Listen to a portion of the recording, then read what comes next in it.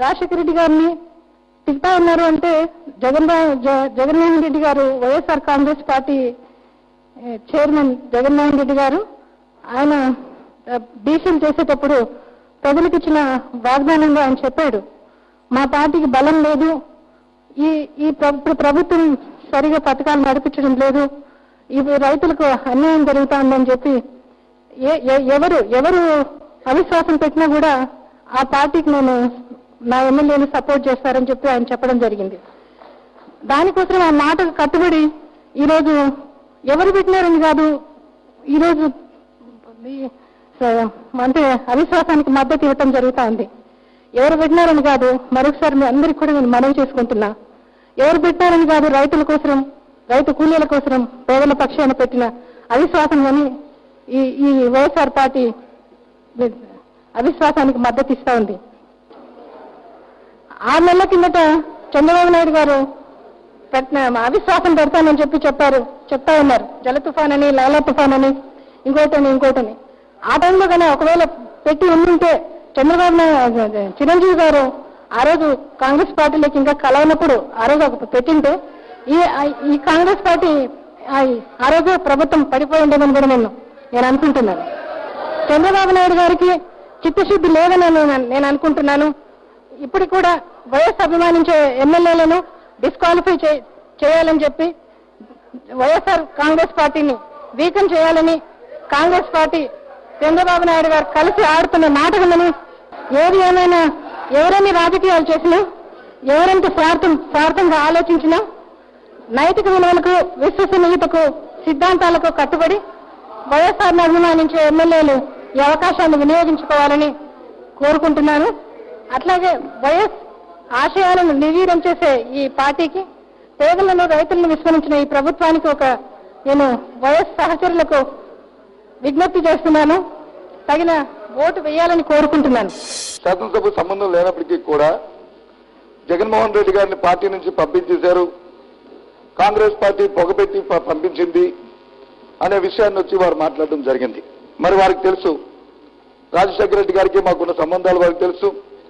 రాజశేఖర రెడ్డి గారికి కాంగ్రెస్ పార్టీతో శ్రీమతి సోనియా గాంధీ నాయకత్వంలో వారికి ఎన్ని సందర్భాల్లో రాజశేఖర రెడ్డి గారికి ఏ విధమైన గౌరవాన్ని వ్యక్తిగతంగానూ కుటుంబ పరంగానూ వారికి ఇచ్చిందో, ఏ సందర్భాల్లోనూ వచ్చి నాయకత్వాలు అప్పచెప్పిందో, మరి ఎన్నిసార్లు నాయకత్వాలు అప్పచెప్పినప్పటికీ నాయకత్వాలు ఆ రోజు అపజయాలు వచ్చినప్పటికీ కూడా ఆయన నాయకత్వంలోనే మళ్లీ రాష్ట్రంలో కాంగ్రెస్ పార్టీ బలోపేతం అవ్వాలనే ఉద్దేశంతో ఆయన గౌరవించిందో ఆ విషయాలు అందరికీ తెలుసు. దాని గురించి మనం పదే చెప్పుకోవాల్సిన అవసరంలే.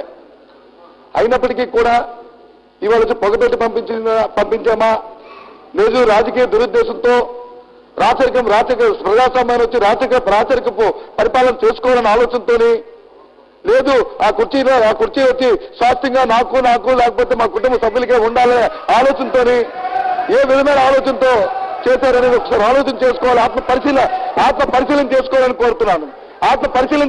కోరుతున్నాను. దయచేసి మనకి ఇస్తున్న గౌరవాన్ని ఈ రోజు శాసనసభలో మొట్టమొదటిసారిగా మా దివంత నాయకుడు, మా నాయకుడు తాలూకా భార్య ఇవాళ ఇక్కడికి వచ్చింది మాట్లాడుతుందనే గౌరవాన్నితో మీ అందరం కూడా ఆలోచిస్తున్నాం. అంతేగాని ఇవాళ మీరు చెప్తున్న మాటలు, సంక్షేమ కార్యక్రమాల గురించి చెప్పిన మాటలు వాస్తవికత ఆలోచన చేసి మాట్లాడుతున్నారా? ఇవాళ ఆలోచన చేసి మాట్లాడుతున్నారా? సుమారు 24 లక్షల మంది పేద విద్యార్థుల కోసం ఏదైతే ఆ రోజు సంక్షేమమైన పథకాన్ని ఏదైతే పెట్టారో ఆ పథకం ప్రకారం ఈ రోజు వరకు కూడా ఆ కార్యక్రమాన్ని కొనసాగిస్తూ సుమారు 3,500 కోట్ల రూపాయల్ని ఈ ప్రభుత్వం వెచ్చిస్తున్న విషయాన్ని ఈ సందర్భంగా మనవి చేస్తున్నాను. పదండి మనందరం వీధుల్లోకి వెళ్దాం. ఏ ఒక్కరికైనా రాలేదని చెప్పిన వాళ్ళు చూపెట్టండి, మాట్లాడదాం, మేము తగ్గించుకుంటాం, మాకేం సిగ్గులే, మేము చేయని పని చేశామని చెప్తున్న పరిస్థితుల్లో ఈ పార్టీలో ఇవాళ ఈ రాష్ట్రంలో కాంగ్రెస్ పార్టీ ప్రభుత్వం లేదనే విషయాన్ని మనం చేస్తున్నాను. ఎక్కడా పెన్షన్ లేదంట. మరి మొన్నే కదా మీరు కూడా మీ నియోజకవర్గాల్లో మరి వెళ్ళారు కదా కష్టపడిన కార్యక్రమంలో. ఆ రోజు ఇచ్చిన పెన్షన్లన్నీ ఎవరు మా ఇంట్లోకి ఇచ్చారండి. ఈ 6 లక్షల పెన్షన్లలో కాంగ్రెస్ పార్టీ కార్యకర్త తిన్నారండి. ఏం మాట్లాడండి మీరు? కాకపోతే పెద్దవారు మీరు పెద్ద 3 సార్లు స్వాతంత్రంకి వచ్చారు. గౌరవంతో ఇచ్చిన ఎవరో చెప్పిన మాటలు కాదు ఇవాళ మాట్లాడుతున్నారు. ఇవాళ మాకు ఒక విషయాన్ని ఇంకో మాట చెప్తున్నాను, రాజశేఖర రెడ్డి గారి మీద చంద్రబాబు నాయుడు గారు మాట్లాడితే ఎవరు స్పందించలేదంట. మేమందరం కూడా వచ్చాం. ఒక విషయాన్ని ఆలోచించండి, రాజశేఖర రెడ్డి గారి మీద మాట్లాడితే మేము లేచి మా ఫైనాన్స్ మినిస్టర్ గారు లేచి మాట్లాడితే ఒక్కరైనా సరే మీరు సంబంధిస్తున్న శాసనసభ్యులు లేచి ఇది తప్పనే అన్నారా ఉదయం మీద మీరు ఆలోచించుకుంటున్నారు. కొత్త సత్యనారాయణ గారికి నేను ఒక మనవి చేస్తున్నా. ఆ సీటు కోసం అడిగింది ఎప్పుడూ లేదు. వైఎస్ జగన్మోహన్ రెడ్డి గారు సోనియా గాంధీ దగ్గరకు పోయినప్పుడు కూడా ఆ సీటు కోసం ఎప్పుడు అడిగింది లేదు. మీరు దయచేసి మీరు ఆ మాట విరమించుకోవాల్సిందిగా కోరుతున్నాను. నేను ఆ సీటు ఆ పదవి కోసమని ఆయన ఎప్పుడు కోరలేదు, అడగలేదు. ఆయన అడిగింది, జగన్మోహన్ రెడ్డి గారు అడిగింది ఒక ఓదార్పు యాత్రకు పర్మిషన్ మాత్రమే అడిగింది. రాజశేఖర రెడ్డి గారి మీద అధ్యక్ష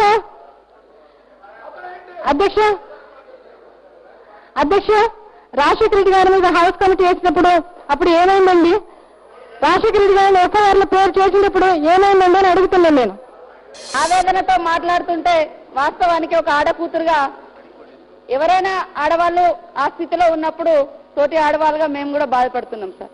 యథావిధిగా మరి ఆమె కూడా రాజకీయాల్లోకి వచ్చి అంటే మొదటిసారి అసెంబ్లీకి వచ్చినప్పుడు ఒక మహనీయుని భార్యగా, దివంగత నేత భార్యగా అందరినీ ఆలోచింపచేసే విధంగా మాట్లాడుతుంది అనుకున్నాం తప్ప మళ్ళీ వైరస్ అంటే ఓకే ఆయన చనిపోయినప్పుడు మేమేం మాట్లాడినామో ఇప్పుడేం చేస్తున్నాం అనేది ప్రజలకు తెలుసు.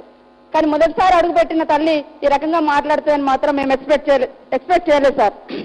ఇంకొకటి, మేము అవిశ్వాసం అంటే ఈ కాంగ్రెస్ ప్రభుత్వంతో కుమ్ముక్కైందని వాళ్ళు కాంగ్రెస్ నుంచి బయటికి పోయిన నాటి నుంచి మా మీద ప్రచారం చేస్తూ ఉంటారు.